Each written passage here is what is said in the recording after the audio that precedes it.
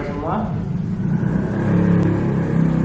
Jemaat yang dikasihi Tuhan, marilah kita mempersiapkan kebaktian kita pada hari ini, di mana bulan Diakonia minggu ketiga PKSBS tahun 2020 ini. Mari kita bersama menghadap Tuhan di dalam doa. Kita berdoa. Ya Tuhan yang Maha Kasih, alangkah menyenangkannya bersekutu denganmu. Kami menghadap bersama oleh karena rahmat cinta kasih-Mu.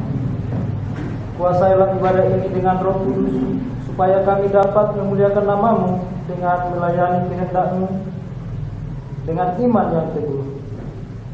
Dengarlah doa kami ya Tuhan Allah, demi kemuliaan Putra-Mu Tuhan Yesus Kristus. Amin.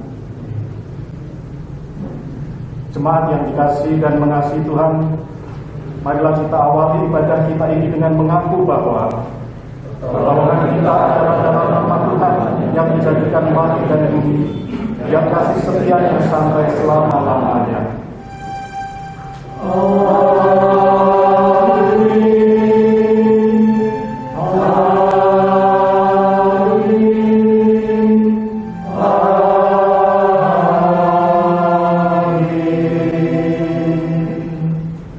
Kasih karunia dan damai sejahtera dari Allah Bapa kita dan dari Tuhan Yesus Kristus menyertai saudara.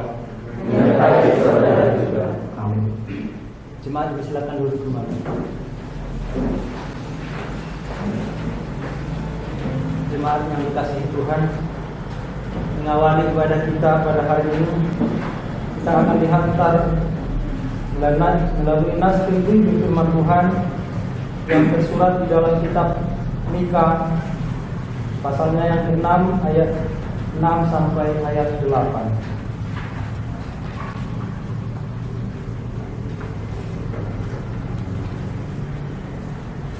Firman Tuhan Mika 6 ayat 6 sampai ayat 8, demikian firman Tuhan. Dengan apakah aku akan pergi menghadap Tuhan dan tunduk menyembah kepada Allah yang di tempat tinggi? Akan pergikah aku menghadap Dia dengan korban bakaran, dengan anak lembu berumur setahun? Berkenankah Tuhan kepada ribuan domba jantan, kepada puluhan ribu curahan minyak? Akan kupersembahkankah anak sulungku karena pelanggaranku, dan buah kandungku karena dosaku sendiri?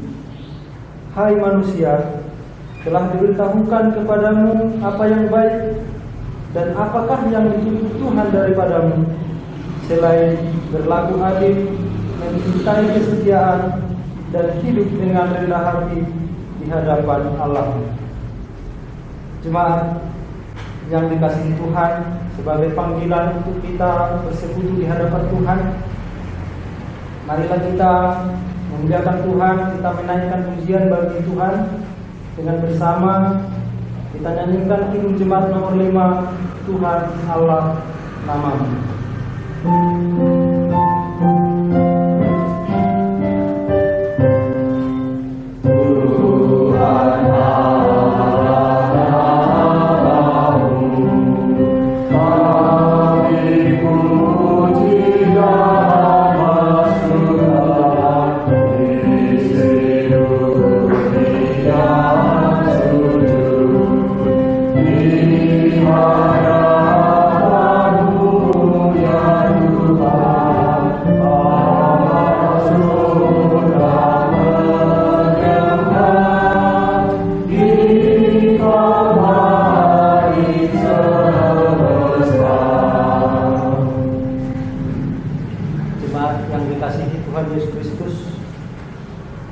Marilah kita menerima panggilan hidup di dalam kasih Tuhan, sebagaimana kasih Tuhan dalam firman-Nya yang tersurat di dalam kitab Injil Lukas, pasalnya yang ke-10 ayat 25 sampai ayat 27.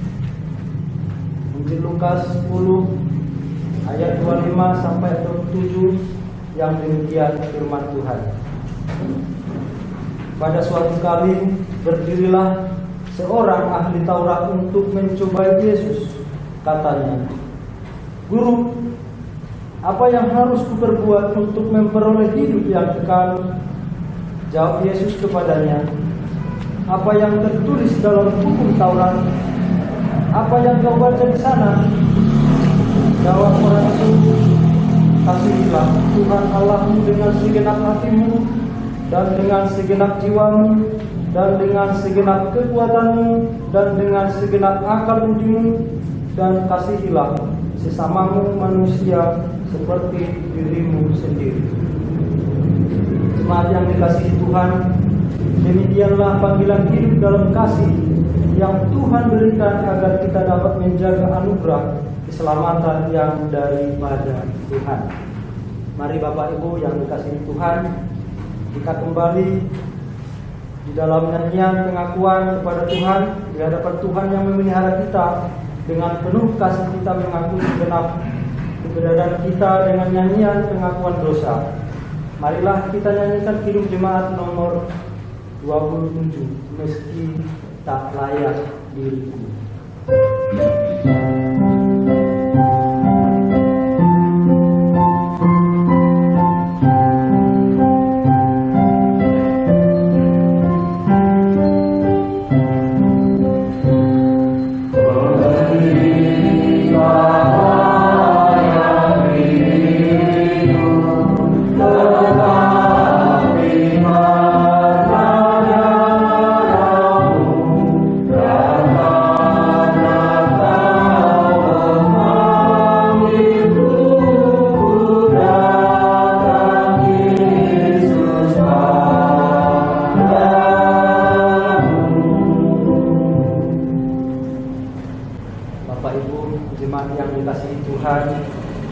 Setiap orang yang mengakui dan menyesali dosa serta kesalahannya dan yang mau memohon pengampunan kepada Allah dengan sungguh-sungguh, tentu Tuhan Allah kita yang pengasih akan memberikan anugerah dan pengampunan-Nya. Sebagaimana firman-Nya yang tersurat di dalam Injil Lukas pasal 19 ayat 8 sampai ayatnya yang ke-10. Injil Lukas 19 ayat 8 sampai ayat 10, demikian firman Tuhan. Tetapi Zakheus berdiri dan berkata kepada Tuhan, "Tuhan, setengah dari milikku akan kuberikan kepada orang miskin, dan sekiranya ada sesuatu yang kuberas dari seseorang, akan kukembalikan 4 kali lipat." Kata Yesus kepadanya, "Hari ini telah terjadi keselamatan kepada rumah ini, karena orang ini pun anak Abraham. Sebab anak manusia datang untuk mencari dan menyelamatkan yang hilang." Jemaat yang dikasihi Tuhan, bertolong-tolonganlah menjaga anugerah Allah. Demikianlah kita akan memenuhi hukum Kristus. Amin. Saudara-saudara yang dikasihi dalam Tuhan Yesus Kristus, oleh karena Allah sudah memberikan anugerah dan pengampunan-Nya yang menyembuhkan hidup kita kembali, maka marilah kita menyambut dengan pujian. Kita menyanyikan pelengkap Kidung Jemaat nomor 274, "Pakailah waktu anugerah Tuhan."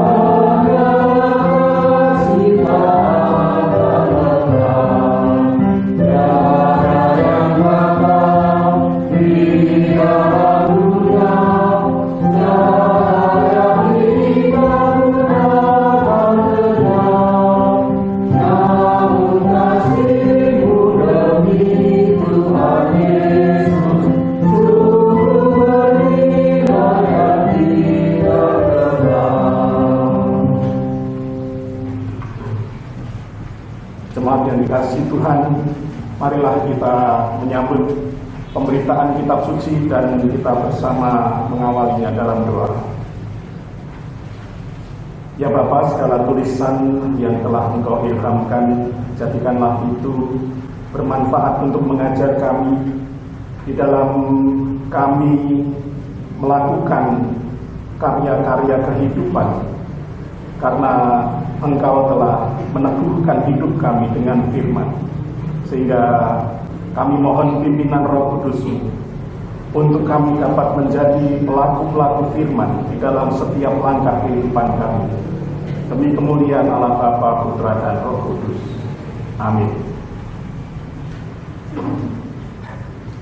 Pembacaan kitab suci pada hari ini, di mana kita berada di dalam bulan Diakonia, kita berada di dalam minggu ketiga bulan Diakonia. Diambilkan bacaannya dari Yohanes atau Injil Yohanes pasal 11 ayat 33 sampai ayatnya yang ke-36. Injil Yohanes pasal 11 ayat 33 sampai ayatnya yang ke-36 yang demikian. Ketika Yesus melihat Maria menangis dan juga orang-orang Yahudi yang datang bersama-sama dia, maka maskullah hatinya. Ia sangat terharu dan berkata, "Di manakah dia kamu bandingkan?" Jawab mereka, "Tuhan, marilah dan lihatlah." Maka menangislah Yesus. Kata orang-orang Yahudi, "Lihatlah betapa kasihnya kepadanya." Demikian pembacaan Injil Yohanes pasal 11 ayat 33 sampai 36, yang temanya sebenarnya dari ayat 1 sampai 44, yaitu Lazarus dibangkitkan.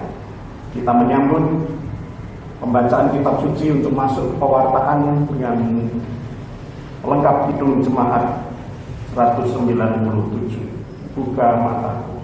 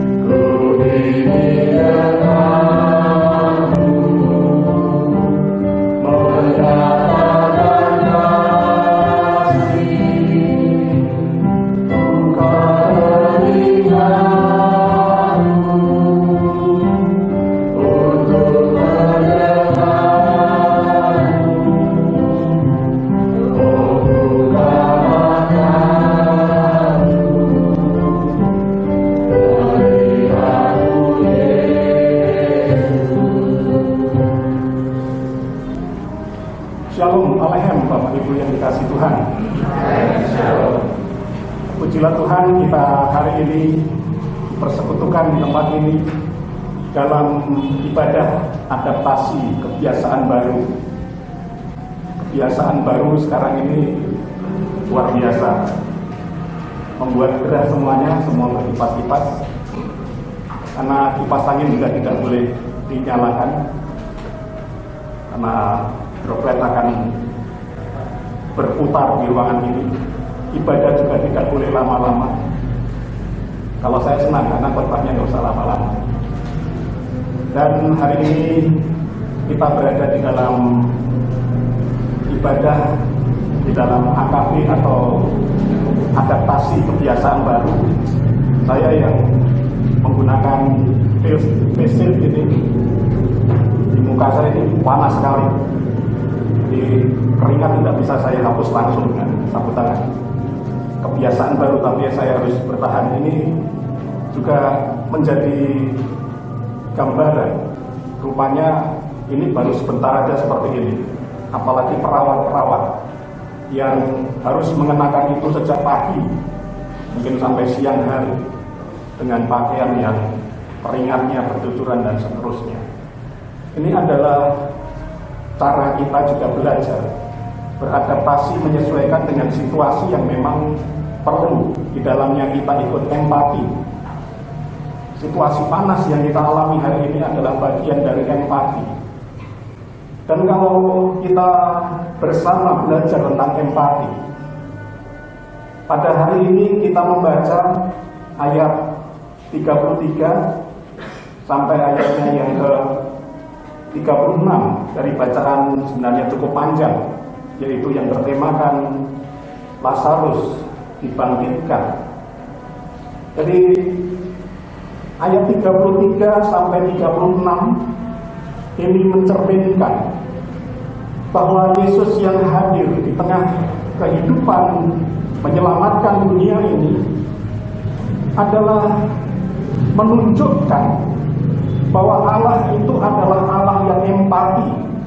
Empati itu bisa merasakan. Kalau dibaca di sini di ayatnya yang ke 35, maka menangislah Yesus. Kata menangis di dalam bahasa Yunaninya dakro. Di sini berarti mencucurkan air mata. Jadi bukan pura-pura nangis seperti ayat 33. Jadi di ayat 33, ketika Yesus melihat Maria menangis dan juga orang-orang Yahudi yang datang bersama-sama dia. Jadi orang-orang Yahudi yang bersama-sama dia itu juga menangis.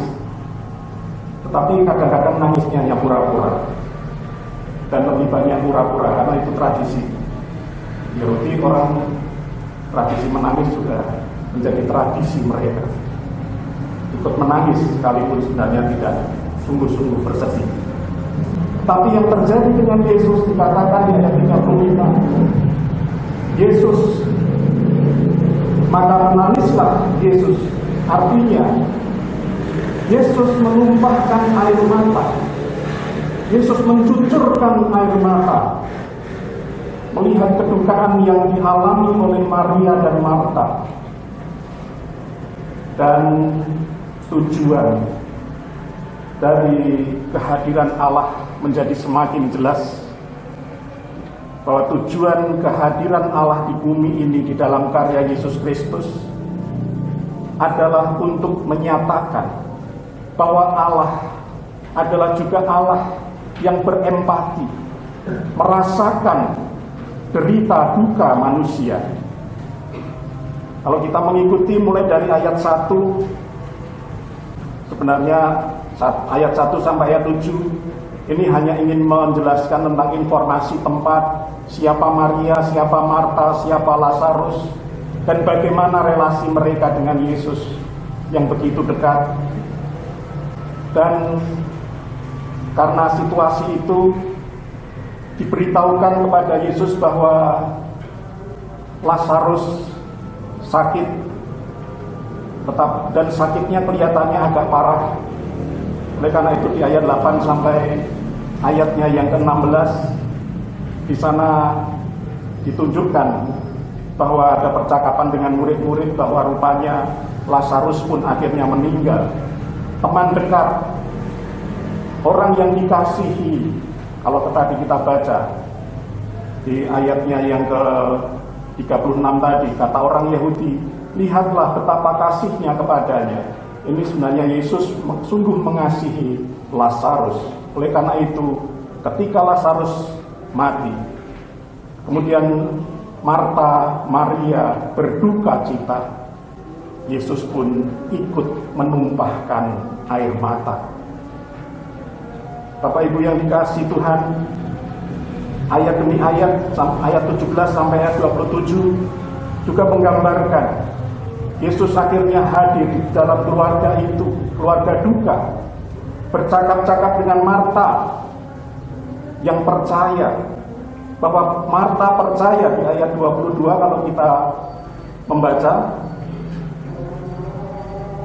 di sini mulai dari ayat 21 pasal 11. Maka kata Marta kepada Yesus, Tuhan, sekiranya Engkau ada di sini, saudaraku pasti tidak mati.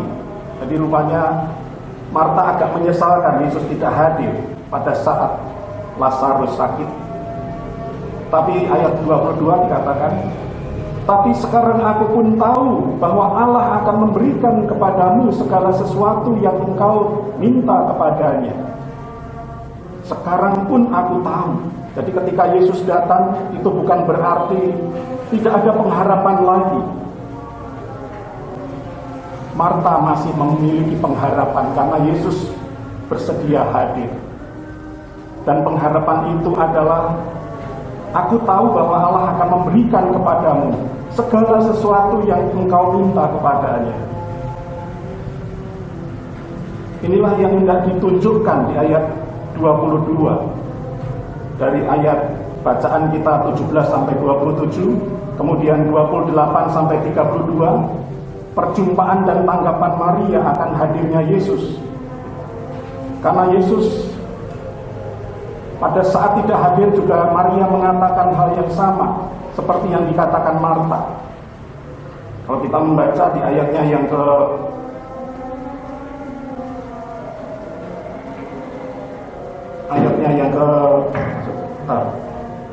panas sekali. Jadi Maria juga mengatakan hal yang sama di ayat 32. Tuhan, sekiranya engkau ada di sini, saudaraku pasti tidak mati. Sama saja di ayat 27 sampai ayatnya 28 sampai ayatnya yang ke-32. Menyesalkan mengapa Yesus tidak hadir. Tapi Marta mempunyai pengharapan. Dan Yesus sebenarnya hendak memulihkan kemuliaan di tengah-tengah duka cita. Ada kehadiran Allah yang empati, dan Allah yang empati itu hadir supaya setiap orang memiliki dan kemudian memuliakan Allah. Kalau kita baca di ayatnya yang ke-40, jawab Yesus, bukankah sudah kukatakan kepadamu, jikalau engkau percaya, engkau akan melihat kemuliaan Allah. Nah, pada bagian ini dari ayatnya yang ke-37 sampai ke-44 ditunjukkan bahwa kehadiran empati Allah di dalam karya Yesus ini adalah untuk menolong setiap orang dapat memuliakan Allah di dalam kehidupannya. Dan akhirnya di ayatnya yang ke-43 diceritakan, dan sesudah berkata demikian berserulah ia dengan suara keras, Lazarus, marilah keluar.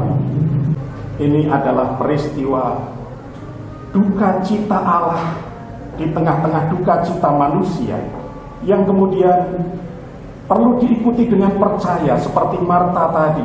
Segala sesuatu telah ditunjukkan Allah melalui kehadiran Yesus. Oleh karena itu Marta siap menerima kabar baik, dan kabar baik itu adalah bangkitnya Lazarus. Jadi Bapak Ibu yang dikasihi Tuhan, pesan kitab suci hari ini bahwa kelimpahan, jadi percaya dengan bahwa Allah telah menyiapkan kelimpahan tadi, mengantarkan umat kepada kemuliaan Allah, dan bahwa percaya kepada karya Allah di dalam Yesus Kristus. Karya yang mana? Karya di mana Allah empati, Allah merasakan penderitaan umatnya, Allah hadir dengan air mata di tengah duka cita umatnya, dan kehadirannya hendak mengubah duka cita menjadi kemuliaan bagi Allah. Bapak Ibu yang dikasihi Tuhan, Gereja Kristen Sumatera bagian selatan hari ini berada di minggu ketiga bulan diakonia. Kita dipanggil untuk ikut serta hadir di dalam situasi corona pada saat ini. Situasi sosial, ekonomi yang menurun drastis ini menghendaki keterlibatan gereja, saudara dan saya, orang percaya, untuk empati, memasuki perasaan Allah. Karena sering terjadi pertanyaannya, apakah Allah menghukum manusia dengan corona? Padahal di sisi yang lain, Allah juga sedang berduka bersama dengan duka cita orang yang saat ini rencananya hancur, ekonominya hancur, masa depannya tidak jelas. Bersama dengan Yesus pada hari ini, Yesus pun menangis. Gereja pun dipanggil untuk memasuki hatinya Yesus Kristus. BKSBS mencanangkan supaya Bapak Ibu mencatat dan sedapat mungkin dikirimkan ke gereja, nanti kita organisir. Seperti minggu yang lalu saya sampaikan, karena ini harus diulang-ulang supaya kita percaya bahwa ini diperlukan. Nama, umur, pekerjaan, dan keterampilan apa yang paling menonjol. Ada keterampilan bidang elektronik, ada keterampilan bidang pertanian, ada keterampilan bidang masak-memasak, ada keterampilan bidang apa saja. Silahkan. Jadi 4 hal saja: nama, umur, pekerjaan, dan keterampilan yang dimiliki. Supaya nanti di akhir bulan diakonia yang kita mengadakan sebuah aksi, apa yang kita miliki bisa disumbangkan untuk ikut mensupport situasi, supaya situasi ini memberikan pengharapan, supaya Allah dimuliakan. Gereja ikut dipanggil untuk karya gereja menghadirkan karya empati Yesus Kristus. Mari kita yang punya lahan, mari kita mulai menanam. Apa yang bisa ditanam, kalau tidak dimakan sendiri, bisa disumbangkan ke tetangganya. Ini sayur dari rumah, silahkan dimasak, dan seterusnya. Ini akan saling menumbuhkan harapan. Dan di dalam harapan inilah kemuliaan Allah hendak dinyatakan. Marilah kita menghayati bahwa bulan diakonia ini adalah bulan di mana kita ikut serta memasuki perasaan Allah yang muncul di dalam hati Yesus, yang ikut menangis ketika ada duka cita, ikut mencucurkan air mata ketika banyak hal tidak bisa dipecahkan sendirian. Kiranya Tuhan memberkati kita memasuki bulan diakonia ini, dan marilah kita pikirkan di akhir bulan Juli ini apa yang ingin kita persembahkan. Keterampilan apa yang ingin dan bisa kita persembahkan, apa yang kita bisa. Dan marilah kita menumbuhkan pengharapan kepada saudara-saudara kita, sehingga Allah dimuliakan. Tuhan memberkati. Amin.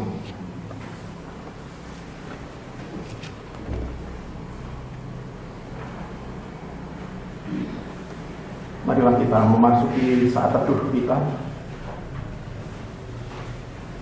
Kita memasuki ruang batin Allah yang ada di dalam karya Yesus.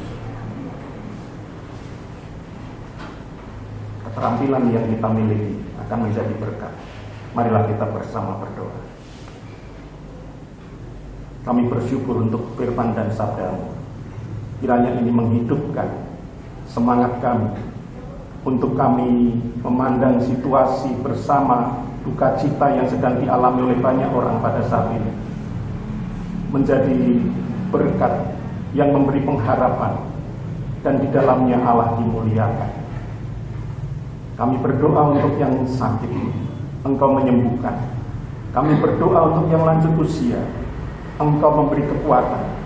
Kami berdoa untuk anak-anak yang rindu beribadah, Engkau menyayangi mereka melalui orang tuanya, sehingga mereka pun tetap merasakan kasih sayang dalam situasi adaptasi kebiasaan baru ini. Kiranya kami semua diteguhkan dan dikuatkan. Kami juga berdoa untuk keluarga-keluarga, Engkau memberkati mereka untuk bisa saling mensupport, saling menguatkan satu dengan yang lain, memberi semangat satu dengan yang lain, merasakan empati satu dengan yang lain, dan saling meneguhkan di tengah kejenuhan tinggal di dalam rumah. Kiranya kekuatan yang daripada-Mu menjadi nyata di tengah keluarga. Kami berdoa untuk pemerintah bangsa kami, Berkati mereka untuk mampu melayani masyarakat dengan baik di tengah-tengah bencana wabah COVID. Kami berdoa untuk masyarakat baik di Masamba maupun di Kalimantan, mereka yang terkena bencana banjir, banyak rumah yang tenggelam di sana.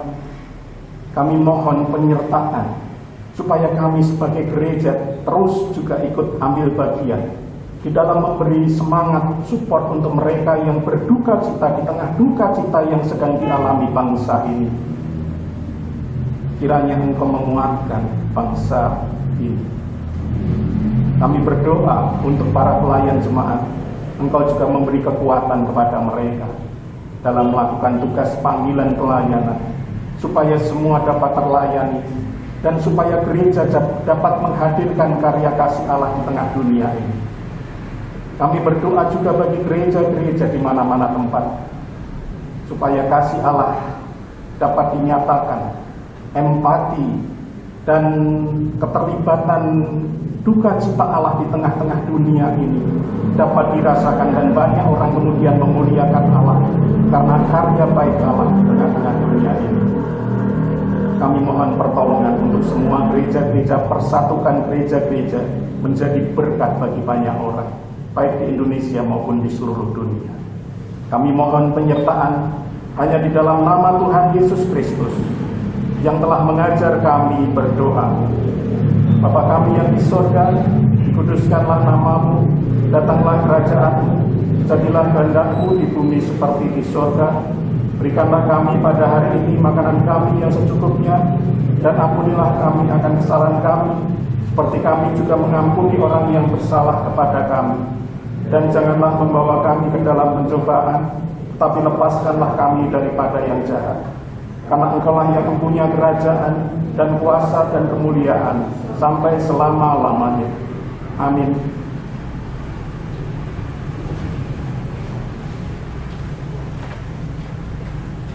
Marilah kita respon firman Tuhan dengan menyanyikan Kidung Jemaat 422, Yesus berpesan.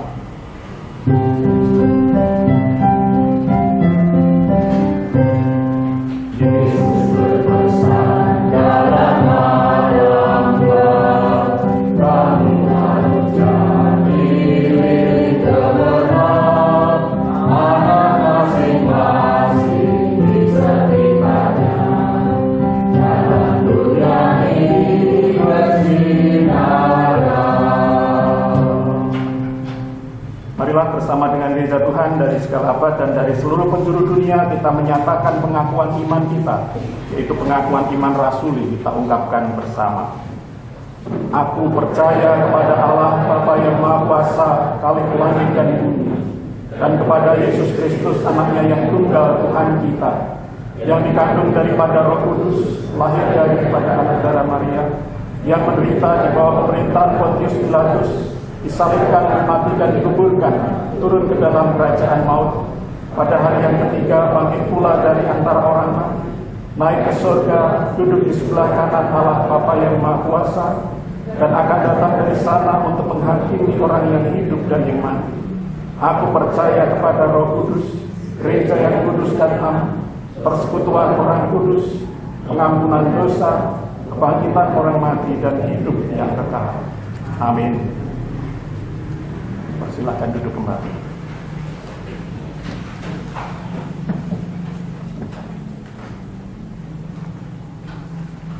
Jemaat yang dikasihi Tuhan Yesus Kristus, marilah kita mendengarkan firman Tuhan sebagai dasar di dalam kita memberikan persembahan kepadanya. Firman Tuhan diambil dari kitab Injil Lukas 21 ayat 1 sampai ayatnya yang keempat. Demikian firman Tuhan. Ketika Yesus mengangkat mukanya, Ia melihat orang-orang kaya memasukkan persembahan mereka ke dalam peti persembahan. Ia melihat juga seorang janda miskin memasukkan 2 peser ke dalam peti itu.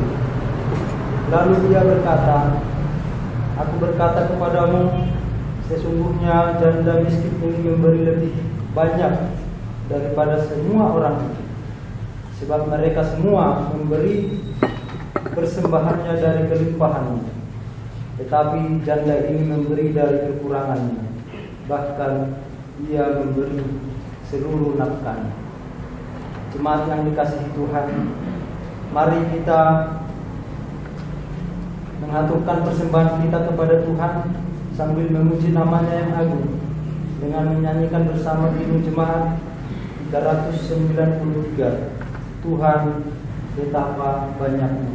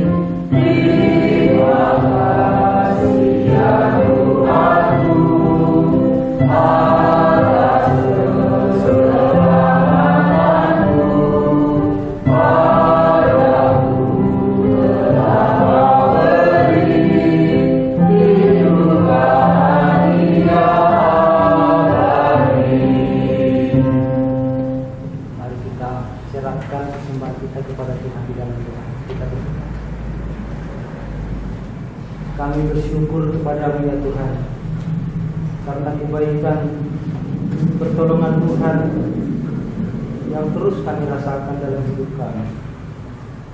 Pada hari yang indah ini Tuhan, di dalam persekutuan kami semua membawa persembahan.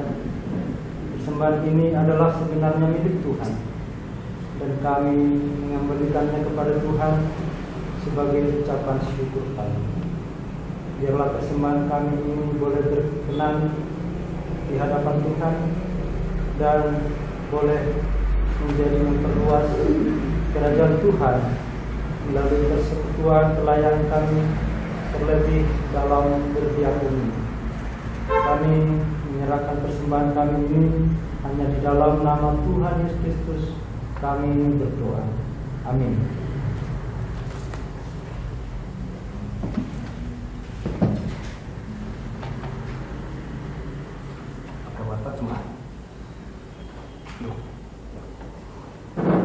Marilah dengan rasa syukur dan sukacita firman Tuhan yang kita terima dalam ibadah ini kita lakukan dalam hidup kita sehari-hari, dan marilah kesediaan kita ungkapkan dengan nyanyian Tuhan mengutus kita.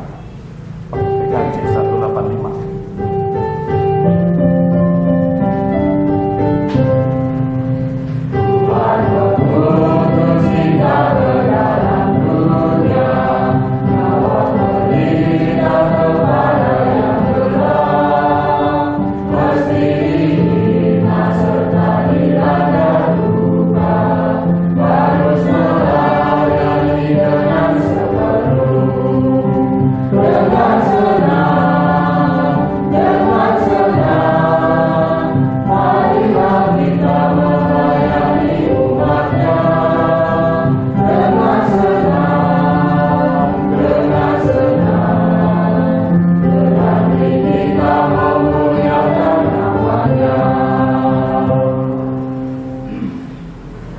Firman-Nya telah meneguhkan bahwa hidup kita dipanggil untuk memasuki ruang duka cita Allah, supaya dari duka cita tumbuh pengharapan dan Allah dimuliakan.